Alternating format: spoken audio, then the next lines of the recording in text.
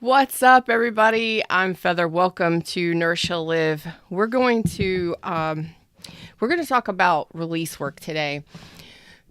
This was something that came up with a few of my clients just recently. For those that don't know me, I am a law of attraction, success, and wellness coach. I am a psychic medium, and I do have several channels here on YouTube. The links are in the description if you would like to check out my information and see what I do. One of the biggest things when we are talking about manifesting our best life, manifesting things for ourselves, better health, better wealth, improved relationships, whatever it is you're trying to manifest or wanting and desiring to manifest, a lot of people say, oh, we got to do our release work, or we got to do our healing, and we got to do our release work. Well, what exactly is release work?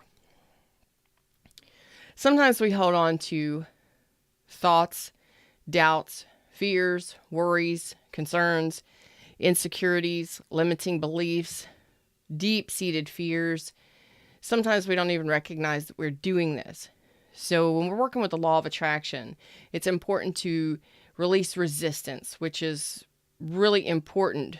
So we're wanting something, we're desiring something, but we're feeling a certain way about it. And sometimes we're holding on to things subconsciously that we don't even know that we're doing, or the thoughts that we're having continuously about something are actually causing resistance between us and what we're wanting. So meditation is really important for those of you that would like to check out and try meditation. I've created a free online retreat. It is a 10-week retreat to help you completely release resistance for a lot of these thoughts, doubts, fears, worries, concerns, insecurities, and limiting beliefs. Link is in the description if you'd like to check it out. No strings attached, totally free for you because I want you to live your best life. Now, I call release work releasing the ropes. Okay, it's in my new book, Oh, Please Be Your Own Hero. It's a manifesting survival guide. It's over 200 pages, and it is a complete survival guide. I not only talk to you about some of the things that I talk to you about major things, the roadblocks between you and what you want, and how to get around them. I put strategies in here. I also put a lot of questions in here so you can actually deep dive into your own situations and figure out how to get yourself out of it easily. Okay, so check it out. Links in the description. It is available in print, hardcover, paperback, and digital. Now, sometimes we hold on to people. A lot of times we hold on to people, things, situations. We tend to, as humans, talk about or think to ourselves internally in terms of things that have passed. What's happened to me, how did it affect me, etc., etc.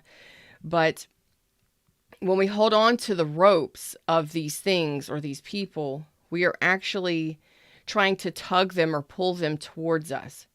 We want an ex back, or we want a situation to happen again when there's actually a better relationship for us in the future, or an improved situation in our future. But we just still hold on to that thing in the past, and we hold on to that rope and we try and pull and tug on it, which causes us a lot of strain. It drains our energy. It drains our conscious energy, our thinking energy, which is really strenuous, and depletes us quite a bit. So we can hold on to things like relationships that are no longer on our level, relationships that are toxic or unhealthy for us,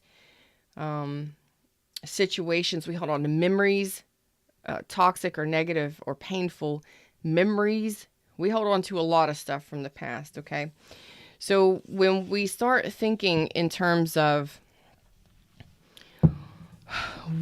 one of the best things I can tell you to do is when you want to create a better feeling for yourself, just start observing some of the memories that you're having. Think.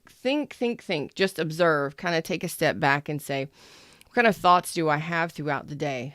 When I have free time, what do my thoughts go to? Am I thinking about a past person? Am I thinking about a failed relationship? Am I thinking about painful things? Am I thinking about being cheated on or lied to, or You know, am I never going to have it? Am I never going to be enough? Am I never going to have enough? What kind of lack mentality are you holding on to there? And what kind of ropes are you holding on to? And then when we start releasing those ropes, just start observing what ropes you're holding on to. And more you'll be able to say, okay, well, I'm thinking about that person again, and that's okay. That's where I'm at. Don't beat yourself up about it if that's where you're at. Admit it to yourself, take accountability for it, and then say, okay, well, if it's not this person, let it be someone better. Or assist me, universe, or inner being, or just, it's time to let this energy go. And that's all you have to do is just, you know, I release this rope to the universe. I release this rope to the past. I'm carrying this with me, or I'm trying to pull this rope with me into the future. And apparently that person or that situation isn't here. So maybe it's holding me back and anchoring me in the past, in the places that I don't want to be anymore, when I should really be trying to release these things and move forward and allow the universe to unfold new and beautiful things to me. So when we start doing that, we start observing what we're thinking and the situations and people that we would like to pull along with us or pull back towards us.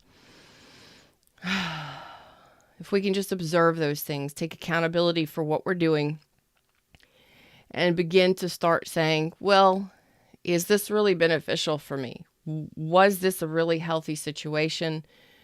And where I'm at now, who I am now, is it something that I want to take with me into the future? Is it truly something? Or am I holding on to it out of fear that there's nothing better? Am I holding on to this because it's the only thing that I knew? Okay. Start observing those things, and more you'll begin to realize what ropes you're holding on to.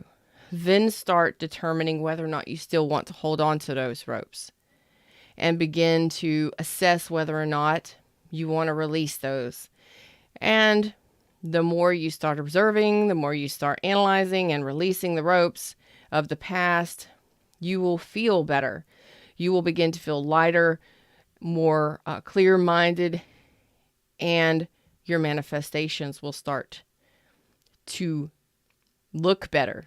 They'll start coming in better ways. They'll start looking more like what you want. Okay, this is a process, and it does take time.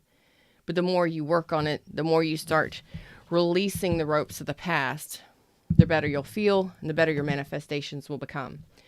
I'm Feather.